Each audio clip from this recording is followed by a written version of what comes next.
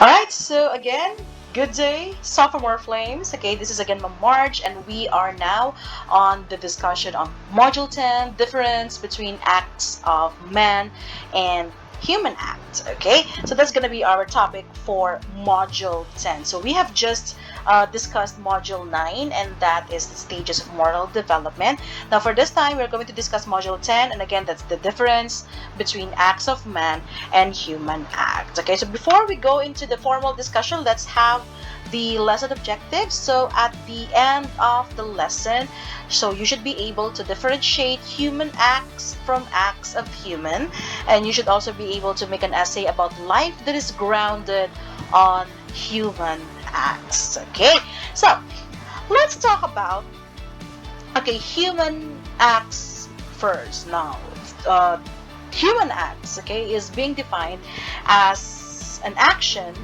done by an agent knowingly, freely, and willfully, or which you mean voluntarily. Okay, so these are this every action and the only one that proceeds from the deliberate will of a human being. Ibig sabihin, pag sinabi mong human acts, these are the kinds of actions that the person is aware of. Aware siya na ginagawa niya. Alam niya na ginagawa niya, may consent siya na ginagawa niya talaga yon, at talagang gusto niya yung ginagawa niya. That's what you call human acts. Okay? Actions done by an agent na alam niya, na gusto niya, at na talagang binigyan niya ng consent. Okay? It is an act of which a human being is the master, whether the act begins and ends in the will or illicit act, okay, or the will affects another faculty. So let's say, for example, it's a commanded act. Okay? Now, when we talk about human acts, okay, so paano ba natin nalalaman na ang isang act ay tinatawag na human acts? Okay? So it becomes a human act if there's knowledge. Okay? So that person is aware of its action and its consequences. Alam niya. Now, also, a determinant of human act is freedom. Ibig sabihin, you have your own free will, and you have decided upon it freely. Okay? So, without any external factors affecting its actions. Ibig sabihin, hindi ka punersa. Okay? You are doing that action because you wanted to do it, you consented on it, and there's no one, there's no one forcing you not to do it. Okay? And also, another determinant of human act is voluntariness. Ibig sabihin, kusa mo siyang ginawa. Okay? Who decides willfully to perform the act. He consented to do the act at binigyan niya ng, or he does it voluntarily. May pagkukusa. Okay? Binigyan niya ng consent at may pagkukusa siya. Okay? He has knowledge of what he is doing. He has knowledge of its actions and its certain consequences. Okay? He has his own free will, and he used that free will to do that act. And he voluntarily acts on that action, and he consented to it. May pagkukusa din siya. Okay? So those are your determinants in order for a certain action to be called a human act. So there is knowledge of the action, there is free will, and he or she used that free will to decide to act on that particular action, and there is voluntariness. May pagkukusa. All right? Now, when we talk about acts of man, okay, so the difference now here is that in acts of man, the action done by an agent does not have one or more determinants of human acts. Ibig sabihin, the actions are beyond one's consciousness, hindi alam, not dependent on the intellect and will. Kasi nga, in order for us to do human acts, there should be knowledge, which is your intellect, and there should be will. Okay? Freedom. Alright? Freedom to do. Okay? So there is will, and there is intellect, there is knowledge, and there is freedom. Okay? And for those who are for acts of man, okay, these are actions that are beyond one's consciousness, unconscious, involuntary, semi-deliberate, spontaneous actions. Okay, so this is the difference. Human acts, you have knowledge about it. You consented to it. You wanted to do it. Acts of man, you're not, okay, you're not aware. You're a product of some unconscious mind, semi-deliberate, spontaneous actions, involuntary. Okay, that's the difference between human acts and acts of man. Now, when we talk about qualities of acts of man, kung kanina, we have determinants for an action to be called human act. Ito naman, what are the qualities para masabing acts of man yan? So, it's done without knowledge, without consent, it's involuntary.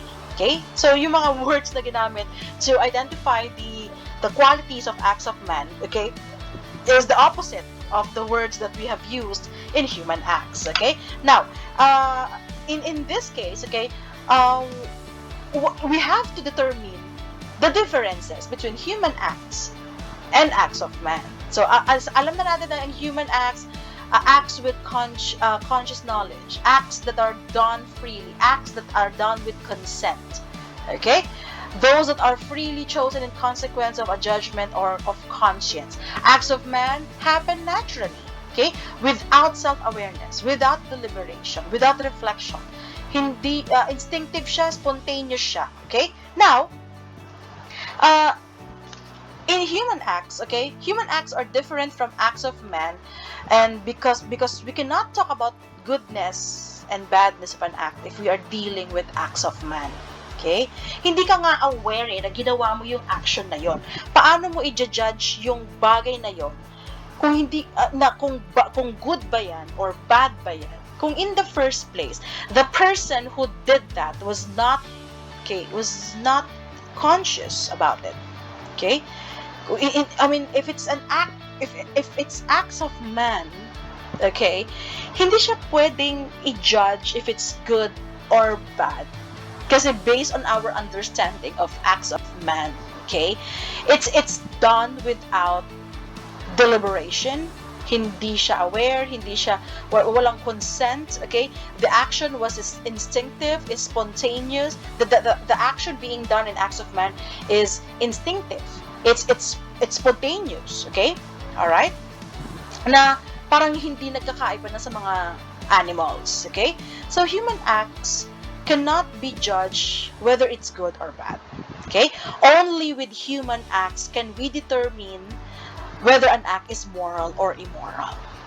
So yung morality of a certain action that we are always discussing in our previous lessons, okay, can only be applied in human acts. Kasi pag sabi mong acts of man, it's hindi siya aware na ginawa yan yun.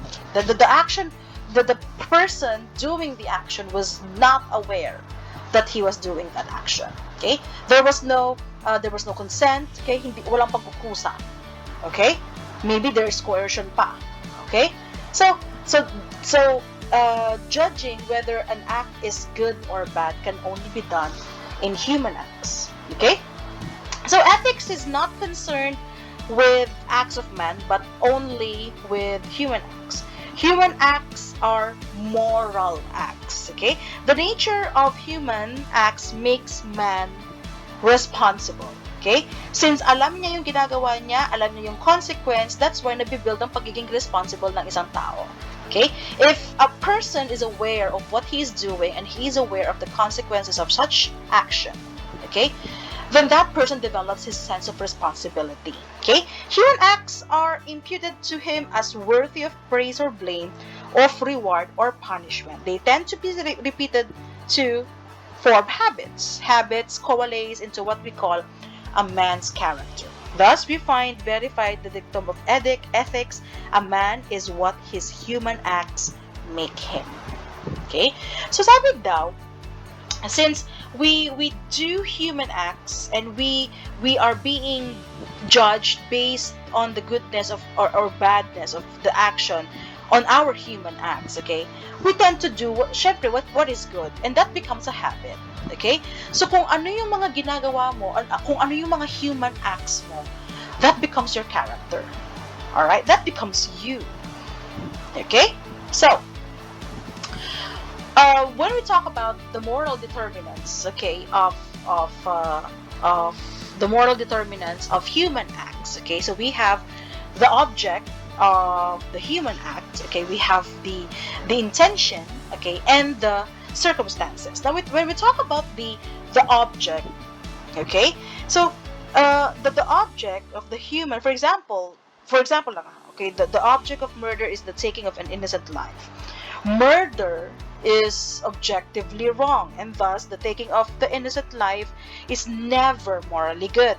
No intention or circumstances can make it to be otherwise, and this is because of its basis in reality itself. It is the eternal law which we are created under that establishes this objective moral order, and we in our actions are by our very creation subject to this eternal law. Okay, however, yung pagiging subjective natin as humans, okay, may reduce the culpability of our action if we do not know that the object of our action is morally evil.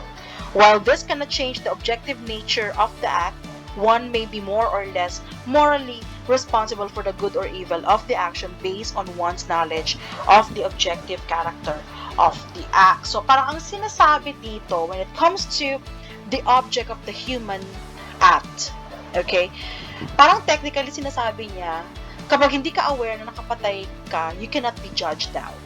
Okay? Pero still, we are talking about a life that you took. Okay?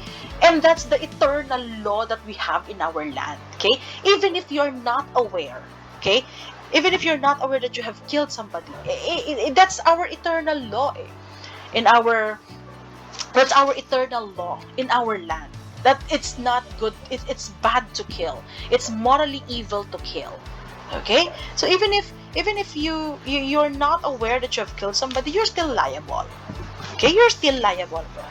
Okay? Another moral determinant is the intention. All intentions should be in conformity to the objective truth. And again, this is to be found on the eternal law. Okay? Humans, first of all, find this written in their hearts, and this participation of the rational creature in the eternal law is called the natural law. Conscience is closely related to this, as it is a judgment of reason. Our intentions then must be in conformity with our conscience. Kung gagawa ka ba ng isang bagay, make sure na hindi ka bubulabugin ng konsensya mo. Now, kapag ka nakagawa ka ng isang bagay, you're not sure if it's morally good or bad, pero kinakain ka ng konsensya mo, then there's probably something wrong with what you have done. Kasi yung conscience mo, nakaangkla yan sa kung ano ang natutunan mo sa eternal law sa ating land, which is, huwag pumatay. Okay? Pero dahil, sabi mo sa sarili mo, hindi ko naman alam na nakapatay ako. Alright? Pero the fact that you are feeling, your conscience is eating at you, okay, then that must mean what you did, even if you're not aware, what you did is totally wrong, okay? Because first and foremost, it's the sacred law of the land. It's the eternal law of the land, which is not to kill, okay? And again, the last is the circumstances of an action are individual conditions of specific acts in time and place that are not of themselves part of the nature of action. They do, however, modify the moral quality of the action. The who, what, when, and where of actions are bearing on the goodness or otherwise of specific actions. These circumstances cannot, of course, make an objectively evil action to be good, but they can increase or decrease both moral culpability and the degree of goodness or evil in the act. So dito pumapasok yung sinasabi nating self-defense. Hindi siya aware na kapatay kasi prinotektahan niya ang sarili niya. That falls under the circumstances. Okay? Let's say, hindi niya sinasadyang nakapatay siya. Pero kasi he or she was just protecting himself. If that is the circumstances, then magbabago ngayon ang pag-judge natin dun sa action na yun. Okay? So magbabago ang pag-judge natin doon. Kaya nga sometimes authorities are having a hard time judging a self-defense case. Okay? Kasi marami kang dapat isipin dyan. Ano ang mga circumstances? Bakit nag-lead into self-defense? At bakit yung self-defense na yan nag-lead into killing another person? Okay? So, depending on the kind of circumstances, kung ano man yung circumstances, it will affect, okay, the culpability of our actions if they are wrong or not. Okay? Kung there are certain circumstances in that act, okay, na kung saan kumbaga parang it will lessen the graveness or the evilness of what you have done, okay, then that will affect how we judge the goodness or badness, or the goodness or wrongness, okay, of a certain moral act or a certain human act. Okay? Kasi kung halimbawa, nakapatay ka, yun pala, nag-self-defense ka, okay? Nakapatay ka kasi you're trying to defend yourself. So, magbabago ngayon. So, parang nung hindi pa nalaman na self-defense pala, nakapatay ka, ginudge ka kaagad na mali ang ginawa mo. Okay? Mali talaga ang pumatay kasi based on our sacred law of the land, based on our eternal law of the land, it's a mortal sin to kill. It's morally evil to kill a person. Pero kung magbabase tayo at kukunin natin lahat ng circumstances that is surrounding that particular action of killing another person, and it turns out that it's a form of self-defense, meaning to say there is a grave threat in your life and you did that action because you are just trying to protect yourself. In the end, you're trying to protect yourself by and then killing the other person in the process. So that now, okay, that circumstance now will greatly affect how we will judge a certain action, if it's good or bad. Okay? So it's quite challenging and it's quite really complex, okay? When we try to think about this, okay? Kasi sa human acts, okay, those acts that we are aware of, okay? Sometimes the act is so complex that there are a lot of circumstances affecting that act that it's really hard to judge now if it's really wrong or if it's really right. Okay? Pero that's how we are going to be fair with others. That's how we are going to anchor ourselves in the concept of morality. Okay? Lahat ng circumstances, tingnan mo. Okay? Malay mo naman, hindi naman talaga niya intensyong pumatay. Malay mo naman, nakapatay siya kasi he or she was trying to defend himself and herself. Because there is a grave threat to herself or himself. Kaya niya napatay yung isang tao. Okay? So, in order for us to determine if a human act is, morally good or not, okay, there should be the object, there should be the intention, and there should be the circumstances. Okay? What is the intention in doing that act? Okay? And what are the circumstances? Okay? What are the circumstances, okay, affecting that act? Okay? So that's for an action to be morally good, all three determinants must be good. Okay? So hindi dapat dalawa lang yung okay, yung good dyan, tapos yung isa hindi. Hindi na siya morally good. A lack in any of them will at least in a qualified way make the morality of the act to be bad. Okay? So dapat nagkakasundo tong tatlong to. Dapat lahat sila pare-pareho para masabi mong morally good ang isang action. Alright? Okay? Alright. Now, here's a quotation from George Meredith. Okay, so a human act once set in motion flows on forever to the great account. Our deathlessness is in what we do, not in what we are. Okay? Ano yung sabihin nito, guys? Okay? We are morally bound by our being, okay, to always do what is right to other people. Okay? Parang ang sinasabi lang nito, parang in order for us to be deemed as moral persons, okay, we must be doing acts, human acts, okay, for the rest of our lives. Okay? Kasi hindi ka i-judge sa kung ano ka, i-judge ka sa kung ano ang nagawa mo para sa ibang tao. Alright? Okay? So I think that ends my discussion on human acts, on the difference between human acts and human acts and acts of humans. Sorry. Okay. So thank you again, my dear students. Thank you for watching the video discussion of Module 9 and Module 10. Okay, please don't forget to hit the like button, okay, and subscribe for more updates on the video discussions for our Gen 006 ethics subject. Again, maraming salamat mga anak, and have a great day ahead. Goodbye, guys!